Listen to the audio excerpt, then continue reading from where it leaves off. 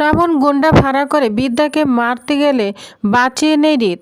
Happy river 70 দেখা যাবে আজকের পর্বে। বিস্তারিত জানতে ভিডিওতে একটি লাইক দিয়ে পুরো ভিডিওটি দেখতে থাকুন। গল্পের শুরুতে আমরা দেখতে পাবো প্রিন্সিপাল রাজদীপকে বলতে থাকে পুলিশকে খবর দিন, লাঠিচার্জ করে এদেরকে সরিয়ে দেওয়া হোক। তখন রাজদীপ চ্যাটার্জি বলে হ্যাঁ তাই করুন, এদেরকে লাঠিচার্জ করে বের করে দেওয়া হোক। কথা বলে রাজদীপ চ্যাটার্জি সেখান থেকে চলে যায়। ঠিক তখনই বিদ্যাকে আটকে দিয়ে দৃঢ়কণ্ঠে বলে শুনুন, আপনারা না কিছুই করতে পারবেন না, কারণ আমার পাশে আছে আমাদের কলেজের সব প্রফেসররা। আপনাদের নোংরা রাজনীতি আর চলবে না, আমাদের সবাইকে টেক্কা দিয়ে স্টুডেন্টদের কাছে আসতে হবে। এই সাহস আপনাদের নেই। বিদ্যার চোখে তখন ভয় নয় আগুন রয়েছে। রাজদীপ বিদ্যার দিকে তাকে ঠান্ডা স্বরে বলে আপনি যা করুন বাকিটা আমি দেখে নিব। এই কথা বলে সে ফোন বের করে কেশব ব্যানার্জিকে ফোন দেয়। ফোনে সে স্পষ্ট হুমকি দেয় শুনুন কেশব ব্যানার্জি, আপনার বড় মেয়েকে আপনি সামলান, না হলে আপনার এই একাডেমি বানানোর স্বপ্নই থেকে যাবে, সব শেষ হয়ে যাবে আপনার স্বপ্ন। আমি স্পষ্ট বলে দিচ্ছি আপনার বড় মেয়েকে আমি কোনোভাবেই মেনে নিব না, ওর ব্যাপারে কোনো সিদ্ধান্ত নেওয়ার দায়িত্ব আমি মেনে নিব না, বুঝতে পেরেছেন? এই কথাগুলো বলে ফোন কেটে দিয়ে সেখান থেকে চলে যায় রাজদীপ চ্যাটার্জি। এদিকে বিদ্যা প্রিন্সিপালের দিকে তাকে শান্ত কিন্তু শক্ত কণ্ঠে বলে আপনিও চলে যান। প্রিন্সিপাল একটু থেমে গিয়ে বলে ঠিক আছে আমি যাচ্ছি, কিন্তু একটু পরে এখানে যা ঘটবে তার দায় কিন্তু আমাদের থাকবে না। এই কথা বলে সে ওখান থেকে চলে যায়। পরিস্থিতি আরও ভয়াবহ হয়ে উঠেছে। প্রফেসর বিবি আতঙ্ক কণ্ঠে অনেক প্রফেসরকে বলে আমার খুব ভয় করছে।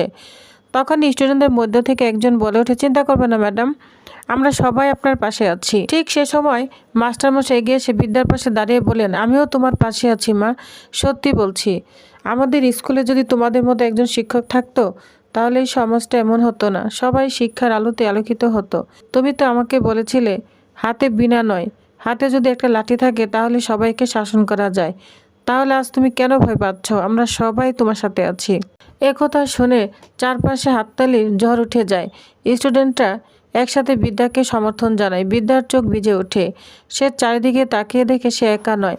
ঠিক তখনই রাজদীপ বিদ্যার কাছে এসে নিচু গলায় বলে এখনো গোল হতে না 4 ঘন্টা বাকি আছে। বিদ্যা অবাক হয়ে জিজ্ঞাসা করে হঠাৎ করে এসব হিসাব কেন করছেন? রাজদীপ একটু হেসে তারপর বলে যদি এখনই আমি তোমাকে সিঁদুর পরে আমাদের বাড়ির সামনে নিয়ে যাই আর আমার মা যদি তোমাকে বরণ করে নেয় তাহলে কিন্তু তুমি আমার বাড়ি বউ হয়ে যাবে। বিদ্যা আটকে উঠে বলে আপনি কি বলতে চান? রাজদীপ আরও এক ধাপে এগিয়ে এসে বলে আমি তোমাকে সিঁদুর পরেই আমাদের বাড়িতে নিয়ে যাব, মা তোমাকে সম্মান করে ঘরে তুলবে। একথা শুনে বিদ্যারও রাগান্বিত হয়ে যায়, বলছে খবরদার একদম বাজে কথা বলবেন না, এই মুহূর্তে এসব কথা বলার সাহস আপনি কি করে পান? আর শুনুন আমি না কোনো পদবি দিতে চাই না, কোনো পরিচয় আমার কাছে কিছুই না, আমি বিদ্যা ব্যানার্জি হয়ে থাকতে চাই। কথাটা শেষ হতেই রাজদীপ একটু হেসে ফেলে। সেই হাসির ভিতরে আছে আত্মবিশ্বাস আর এক ধরনের জেদ। তারপর রাজদীপ বলে ওঠে আমি তো তোমাকে সিঁদুর পরেছি, সেটা তো তোমাকে মানতেই হবে বিদ্যা। বিদ্যার চোখ মুহূর্তে কঠিন হয়ে ওঠে, বলছে না আমি সেটা মানি না, বুঝতে পেরেছেন? তাই এসব কথা আমাকে বলে কোনো লাভ হবে না। হঠাৎ করে রাজদীপ ধৈর্য হারিয়ে ফেলে। সে এগিয়ে এসে বিদ্যার হাত চেপে ধরে। তখন বিদ্যা একটা ঝাঁঝালো কণ্ঠে বলে ওঠে দেখুন এই হাত দে না আমি ব্যাঙ কাটি, তাই এই হাত ধরবেন না, এই হাত দিয়ে মানুষও কাটতে পারে। কথাগুলো শুনে রাজদীপ একটু থমকে যায়, কিন্তু হাত ছাড়ে না, বরং ঠোঁটের কোণে একরকম অদ্ভুত হাসি খেলতে থাকে। তখন রিত বলে তাহলে কি আমাকে মারবে, কেটে ফেলবে? কেটে টুকরো টুকরো করে ফেলো। এক মুহূর্তে থেমে আবারও বলতে থাকে তারপরেও আমি তোমাকে বলবো, তোমাকে ওই বাড়িতে আমি নিয়ে যাব, তুমি আমার বউ, তুমি ওই বাড়িতে যাবে, সসম্মানে থাকবে। বিদ্যা তখন চোখ বড় বড় করে তাকায়, বলছে আপনার মাথা ঠিক আছে? তখন রিত বলে হ্যাঁ আমি সত্যি বলছি আমার মাথা না একদম ঠিক আছে। এটা পলিটিক্স বিদ্যা, তুমি এখানে প্রেস কনফারেন্স করবে ঠিক আছে, কিন্তু তারপরেও তুমি এখানে টিকে থাকতে পারবে না। সব কিছু নর্মাল হয়ে যাবে, ক্লাস শুরু হবে, আর তুমি কিছুই করতে পারবে না। বিদ্যা তখন শান্তভাবে বলে আমি শুধু এই লাখ লাখ টাকা ডোনেশনে বন্ধ করতে চাই, এই অস্বাভাবিক ফিস বন্ধ করতে চাই, আমি এই বিষয়গুলো নিয়ে লড়াই করতে চাই। রাজদীপ তখন একটু কাছে এসে নিচু গলায় বলে ঠিক আছে তাহলে তুমি আমাদের বাড়িতে চলো। যা শুনে বিদ্যা অবাক হয়ে তাকায়। তখন রিত বলে আমার বাবা যদি পেছনে থেকে খেলাটা খেলে তাহলে তুমি ওনার বাড়ি থেকেই খেলাটা খেলবে, ওনার সব গতিবিধি তুমি নিজের চোখে দেখতে পারবে, প্রত্যেকটা চালের জবাব দিতে পারবে। বিদ্যা তখন বলে মানে? রাজদীপ তখন বলে আমি তোমাকে ভালোবাসি, আমি তোমাকে সিঁদুর পরে বিয়ে করেছি, আমি তোমার পাশেই থাকতে চাই, তুমি যা করবে আমি সবসময় তোমাকেই সাপোর্ট করব, কিন্তু তোমাকে ওই বাড়িতেই যেতে হবে, তুমি লড়াই করবে রাজদীপ চ্যাটার্জি পুত্রবধূ হিসাবে। কথাগুলো বিদ্যার বুকে একটু আঘাত করে। সিঁদুর পড়তে হবে, শাখা পড়তে হবে, তারপর আমার সঙ্গে যেতে হবে। আমার মা তোমাকে বরণ করবে, কারণ তুমি আবার এখানে ফিরে এসে লড়াই শুরু করবে, প্রেস কনফারেন্স করবে। বিদ্যা মাথা নাড়ায়, বলছে না না, একদমই না, আমাকে ভুল বোঝানোর চেষ্টা করবেন না। তখন হৃদ বলে, আমি ভুল বোঝাচ্ছি না, এটা শুধু একটা নাটক, কেউ জানবে না। যতদিন না তুমি আমাকে মন থেকে মেনে নিচ্ছ ততদিন পর্যন্ত আমি তোমাকে কোনো স্বামীর অধিকার ফলাবো না, কিচ্ছু চাইবো না, শুধু নাটকটাই থাকবে। বিদ্যা তখন দীর্ঘশ্বাস ফেলে বলে, আমি ভেবে দেখছি। রাজজিৎ তখন বলে, সেই সময় নেই, 4 ঘন্টা বাকি, 2.5 ঘন্টা বাড়ি পৌঁছাতে হবে, তারপর আবার ফিরে এসে প্রেস কনফারেন্স। সে অনন্যই সুরে বলে, বিদ্যা চলো বিদ্যা, এটাই তোমার জন্য সবচেয়ে ভালো সুযোগ। আমার বাবার বিরুদ্ধে লড়াইটা তুমি সামনাসামনি করতে পারবে। একটু থেমে আবার বলে, আর এটা গোপন থাকবে, পুরোপুরি গোপন। বিদ্যা কিছু না বলে ধীরে ধীরে নিচে নেমে আসে। ঠিক তখনই আড়াল থেকে একটা কাপা কণ্ঠ ভেসে আসে, দিদি। দিদি বললেই থমকে যায় বিদ্যা, বলছে, কে আমাকে দিদি বলে ডাকলো? তখনই দেখে শ্রাবণকে ধরে বলে, তুই আমাকে কি বলে ডাকলি, বল কি বলে ডাকলি?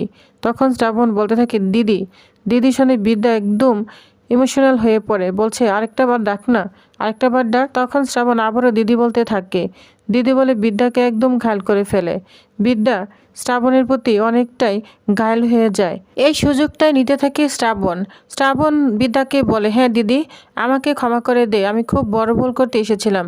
আমি একাডেমিটাই হোস্টেলটা ভাঙতে এসেছিলাম দিদি, কিন্তু আমি ভুল করেছি, প্লিজ আমাকে ক্ষমা করে দে। এই বলে সে বিদ্যার পা জড়িয়ে ধরে। বিদ্যা তো পুরোপুরি অবাক হয়ে যায়, তার চোখ দুটো ছলছল করতে থাকে।